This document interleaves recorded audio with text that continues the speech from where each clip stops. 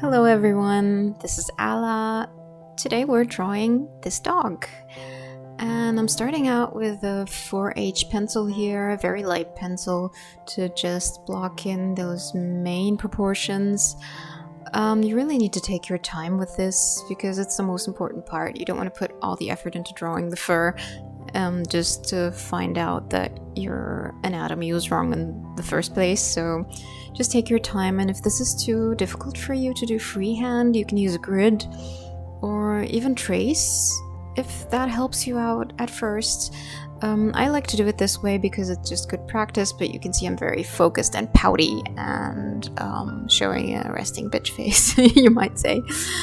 But yeah, here I am just sketching out the main proportions, and now I'm indenting. I'm not really using an indenting tool, but just an old dried up ballpoint pen, and then starting to draw the fur, which is admittedly what takes the most time with animal portraits.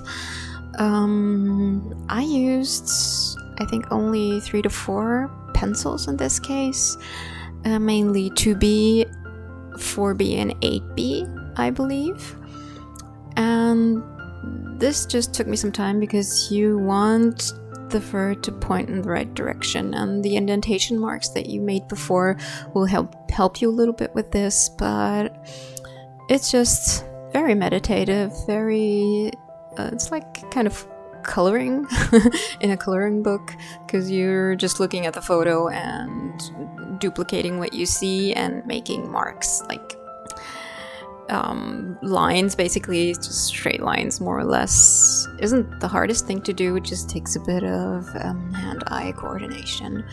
So this dog belongs to my ex-coworker, who I unfortunately don't work with anymore. Very, very sweet lady that I worked with before our move, and I had promised her to draw her dog.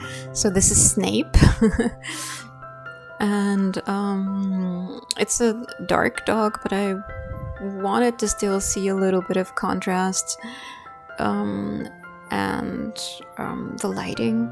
So I didn't make him completely jet black, because that would kind of defeat the purpose of a portrait. These kinds of drawings are the ones that I give away most of the time because people just like having their children or siblings or mothers, fathers, and pets drawn. But I enjoy them. It's good practice, and I do need to learn a lot more about anatomy.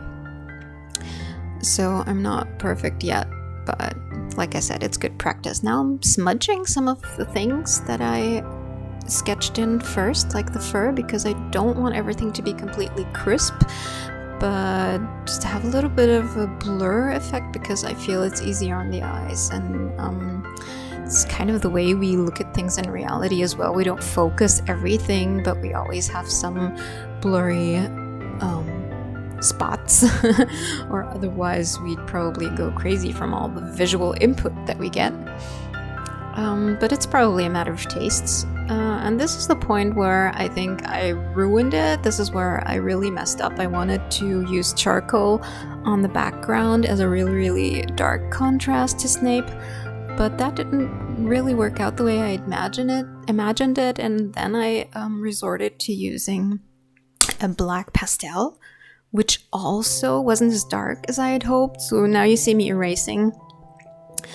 And this is part of the process, so I kept it. I mean, you make mistakes, you learn from them, and you will see how I will try to make the best of it. It may not be perfect, and this just goes to show you the importance of putting in values before you do the details. I really should have thought about my background before I did the dog, but I was so focused on all the fur and everything that I kind of neglected the values in the background. So yeah, you learn. I went in with a pencil and charcoal pencil, actually, in this case. But I had to go over it several times, cross-hatching, because there just wasn't enough contrast between the doggo and the background. So at first I wanted to have some lighter and darker areas here, but I ended up making the whole thing quite dark.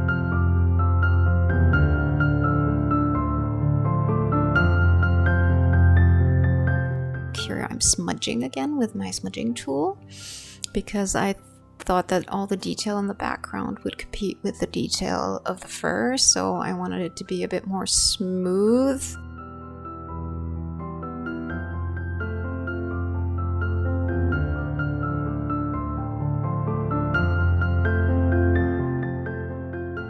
And I will go even further with this using alcohol. I think you can use rubbing alcohol. I had some isopropyl alcohol left over, so I used that. Before I did that, you can see me smudging with a tissue just to get off some excess because I thought it was too dark at this point. As you can see, it's just trial and error the whole time until I kind of liked it.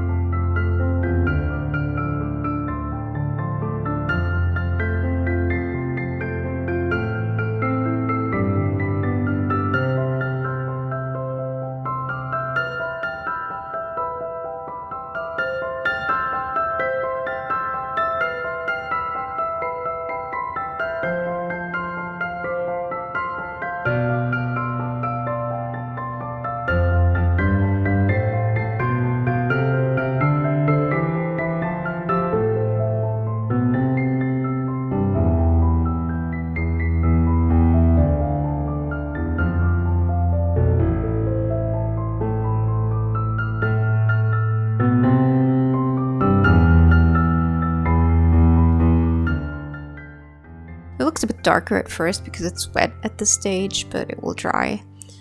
And I did this for a while, but even so I thought it wasn't enough. In the very end I ended up using some white pastel to go over the background just a little bit to make it a little bit less uniform and also a bit lighter, to get a result that I was more or less happy with. I'm not 100% satisfied because this could have been planned a bit better, but it was still very enjoyable and very calming to do this dog, and this is the end result. I already sent it to my ex-colleague and she enjoyed it, so I'm happy, and practice can never hurt. This is the snow that we had in April, Easter time, and that's really crazy for Germany. That's about it. So thank you for watching. If you'd like, you can stick around for some footage of my cat George playing with a swab. Don't do this at home. This is probably not the best toy to give your cat because the wooden shaft could break and injure his gum. I was careful, but do as I say, don't do as I do, and take care of your cats. George here thought that I had spent enough time with dogs already, and it was time for kitties and kitty playtime. So I hope you were inspired to make your own drawing, whether it be a dog, a cat, or whatever your pet is. And I will see you in the next episode. Thank you for watching.